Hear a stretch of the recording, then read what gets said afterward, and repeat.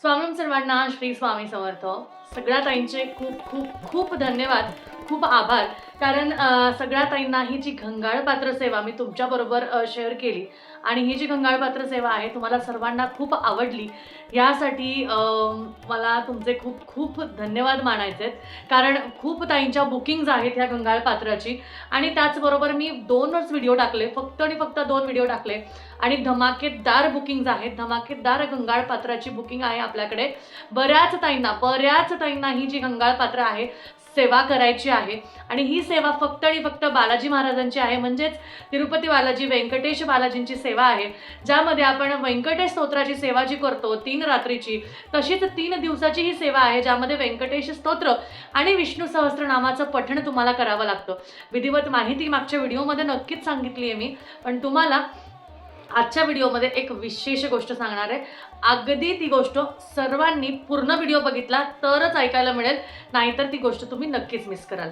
ठीक आहे, आजचा व्हिडिओ जो आहे त्यामध्ये उत्तर पूजा कशी करायची, म्हणजे आता पूजा झाली त्यानंतर उत्तर पूजा कशी करायची ह्याचा व्हिडिओ आहे.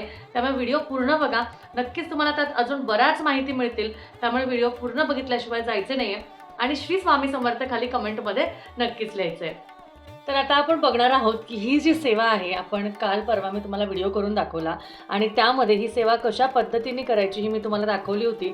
ही फक्त आणि फक्त विष्णू भगवानांची सेवा आहे आणि माता लक्ष्मीला जर प्रसन्न करायचं असेल तर तुम्हाला माहिती आहे की आपल्याला आधी विष्णू भगवानांना प्रसन्न करावं लागतं.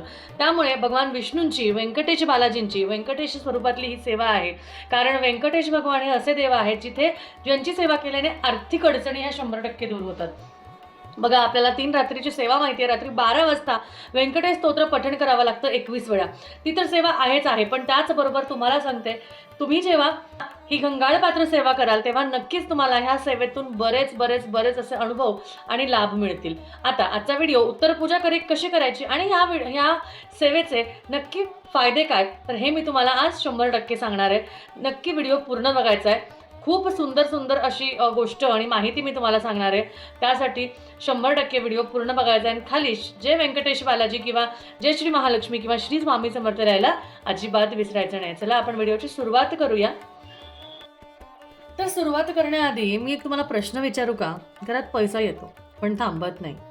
महिना संपायच्या आधीच हात रिकामा होतो आणि त्याचबरोबर आपल्या घरातली जी नोकरी आहे त्या नोकरीमध्ये कधी पगाराची वाढ होत नाही.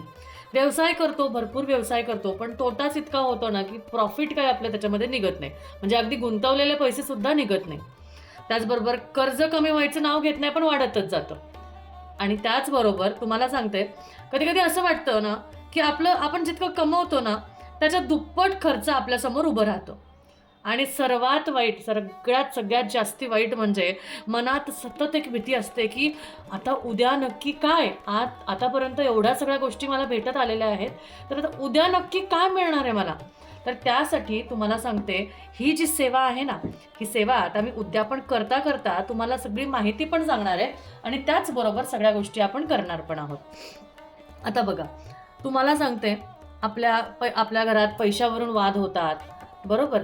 पैशावरून वाद होतात, नवरा चिडचिड करतो, घरातल्या मोठ्या वडीलधारी व्यक्ती आपल्यावर ज्या काही गोष्टी सांगतात की हे करा ते करा, अशा वेळेस काय होतं, आपण नुसती चिडचिड करतो किंवा आपल्या घरात नुसती भांडणं होतात, नुसती कटकट होते. पण ह्यापेक्षा तुम्हाला सांगते ना की सगळ्यात महत्त्वाचं, आपण कुठे चुकतोय किंवा आपलं काय कमी पडतंय, कुठे नक्की ही सेवा जी आहे ती आपल्याला लाभ देत नाहीये, त्यासाठी 100 नाही 101% मी तुम्हाला सांगते की काहीतरी आपलं चुकत असेल, काहीतरी कुठेतरी कमी पडत असेल, म्हणून आपली ही जी सेवा आहे ना त्याचं फळ आपल्याला मिळत नाहीये.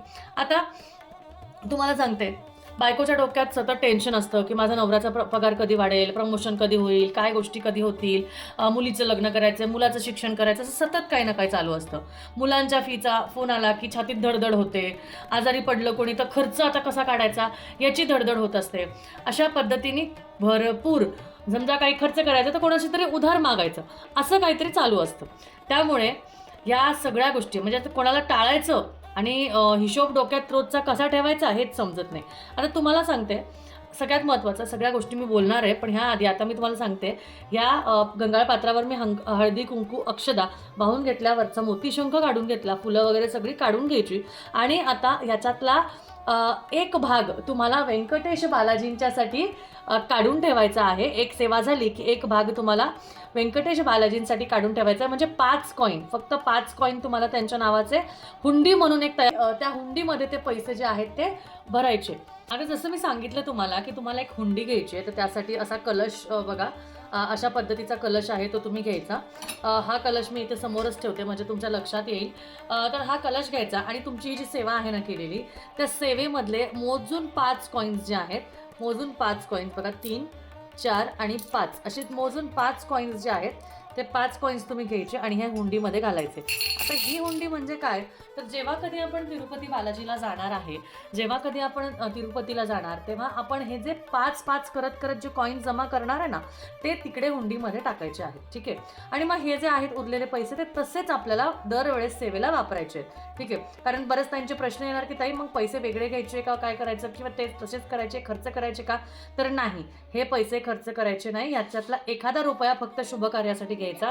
पण 5 रुपये तुम्ही आधी 5 कॉईन काढून घेतले तर पुढच्या सेवेला परत 5 आणि अजून 5, म्हणजे बेसिकली घरात आपल्या चिल्लर इकडं तिकडं पडलेली असते, कॉईन बॉक्समध्ये किंवा तुमच्या गल्ल्यामध्ये चिल्लर पडलेली असते, तर ते चिल्लरमधले दरवेळेस 5-5, 6-6 अधिक वाढवत असे कॉईन्स तुम्ही दरवेळेस घ्यायचे. ठीक आहे. अशा पद्धतीने तुम्हाला हे जी आहे सेवा केल्यानंतर उत्तर पूजेच्या वेळेस ते 5 कॉईन आधी पहिला भाग व्यंकटेश बालाजींचा काढून घ्यायचा आहे.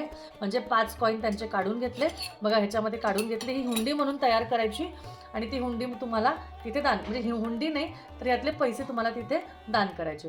त्यानंतर मग हे काढताना एक एक काढताना तुम्हाला देवाच्या मंत्रांचं जप करायचं किंवा तुमची इच्छा बोलत राहायची किंवा देवाची गप्पा मारत राहायच्या, त्याच्याशी बोलत राहायचं, त्याचे नामस्मरण करत राहायचं. ठीक आहे. काढताना अशा पद्धतीने आणि दरवेळेस घेताना 5 अधिक म्हणजे 5 अधिक कॉईन्स तुम्ही वाढवत जायचे. 5, 6, 7, 10. तुमच्याकडे चिल्लर बघा ह्या ड्रॉवरमध्ये पडली आहे, किचनच्या ट्रॉलीमध्ये पडली आहे, इकडच्या भांड्यात पडली आहे, अशी कित्येक ठिकाणी चिल्लर आपली पडलेली असते. ठेवला 1 रुपया ह्या कोपऱ्यात. कित्येक वेळा जेव्हा साफसफाई करतो ना तेव्हा बेडच्या मागे इकडे तिकडे आपल्याला चिल्लर सापडते. ती चिल्लर सांभाळून ठेवायची. त्याची ही सेवा जी आहे ती सेवा खूप महत्त्वाची आहे, त्यामुळे ही इथे वापरा. आणि घरात चिल्लर अशी कुठेही पडून देऊ नका. तिचा रिस्पेक्ट करा.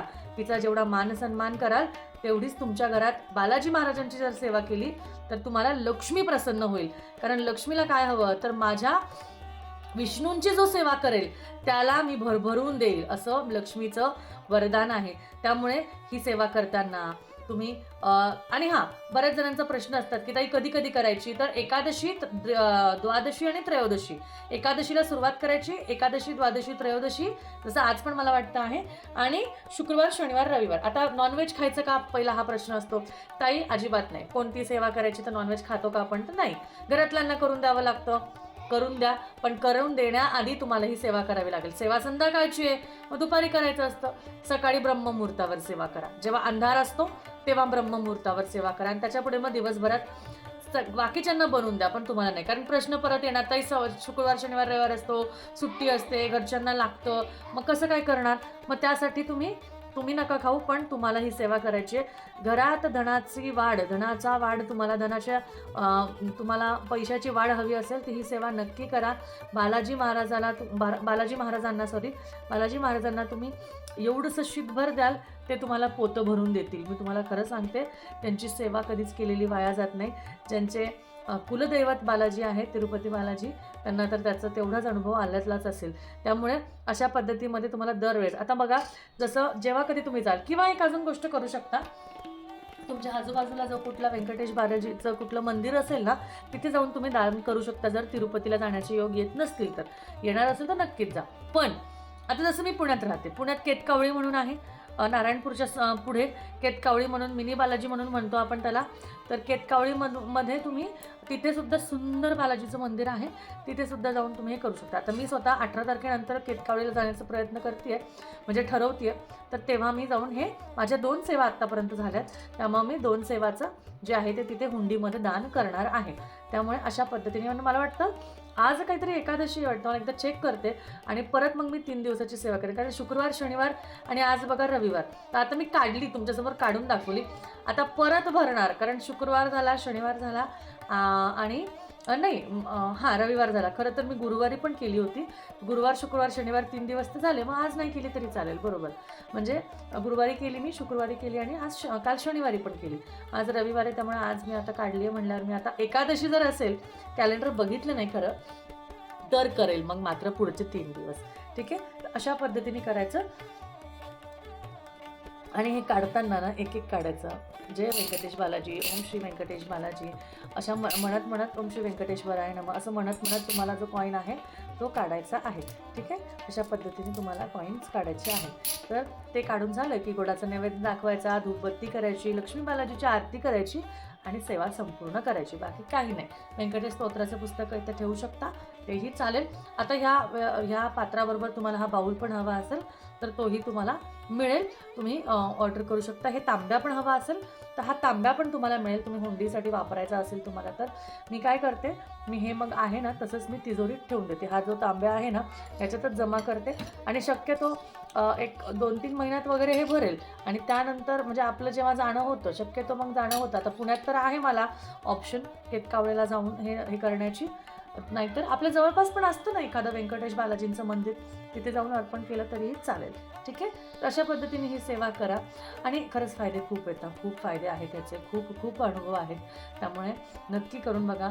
बालाजी महाराज नक्कीच आपल्या सर्व इच्छा करेन. मला तर खूप अनुभव आहे बाबा, खूप म्हणजे खूप अनुभव आहे. त्यामुळे चला, आणि खूप काही गोष्टी आहेत तुम्हाला सांगण्यासारख्या. कधीतरी कुठल्या तरी व्हिडिओमध्ये नक्की सांगेल.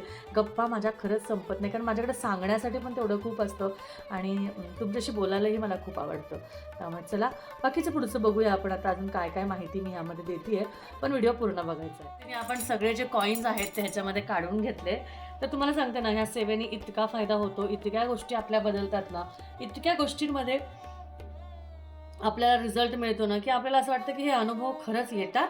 तर हो, नक्कीच नक्कीच येतात, मी तुम्हाला सांगते. आता बघा, एकच गोष्ट सांगते की स्वतः देवावर पण अशी वेळ आली होती की त्यालाही पैशासाठी कुबेराकडे जावं लागलं होतं. बालाजी महाराजांनी पण कर्ज घेतलं बरं का, पण ते कर्ज ते आजही फेडत आहेत. आणि तिरुपतीत आपण जे दान करतो ना, तुम्हाला माहिती आहे का की ते देवाचं कर्ज फेडण्यासाठी दान करतो, अशी गूढ कथा आहे. त्यामुळे विचार करा, जर आपण देवासाठी थोडंसं देतो तर आपण देव आपल्याला किती देतो, भरभरून देतो. बरोबर? तर त्याला द्यायला आपण लाजत नाही, त्याच्याकडनं घ्यायला लाजत नाही, तर त्याला द्यायला लाजायचं का? अजिबात नाही. म्हणून दक्षिण भारतात ही गाळण सेवा जी आहे ना ही केली जाते आणि ही इतकी सुंदर सेवा आहे. बघा, आता मी सगळे कॉईन्स काढून घेतले. आता हे काढणार आणि हे असंच ठेवून देणार. हे परत पुढच्या एकादशीला, आता बघा आजही एकादशी आहे वाटतं, मी बघितलं नाही, पण तुम्हाला सांगते एकादशी ते पासून परत 3 दिवस सलग करायचं. अशा पद्धतीने ही सेवा करायची. आणि बरेच त्यांनी प्रश्न विचारला बरं का की 3 दिवस हे तसंच ठेवायचं का? तर नाही, रोज तुम्हाला ते कॉईन्स काढायचे आणि रोज भरायचे. 3 दिवस ती सेवा सलग करायची. बरं, या सेटमध्ये सेट नाही आहे हा, फक्त गंगाळपात्र वेगळं आहे. तर हे बाऊल तुम्हाला जर का हवं असेल हे गंगाळपात्र सेवा करण्यासाठी तर घेऊ शकता, ते पण तुम्हाला आपल्याकडे मिळेल. हे कलश हवा असेल तुमची हुंडी जमा करण्यासाठी तर हा कलश पण आपल्याकडे मिळेल आणि गंगाळपात्र तर आपल्याकडे आहेच, त्यामुळे तुम्ही ते सुद्धा आपल्याकडून घेऊ शकता. ठीक आहे? ते पण तुम्ही आपल्याकडून घेऊ शकता.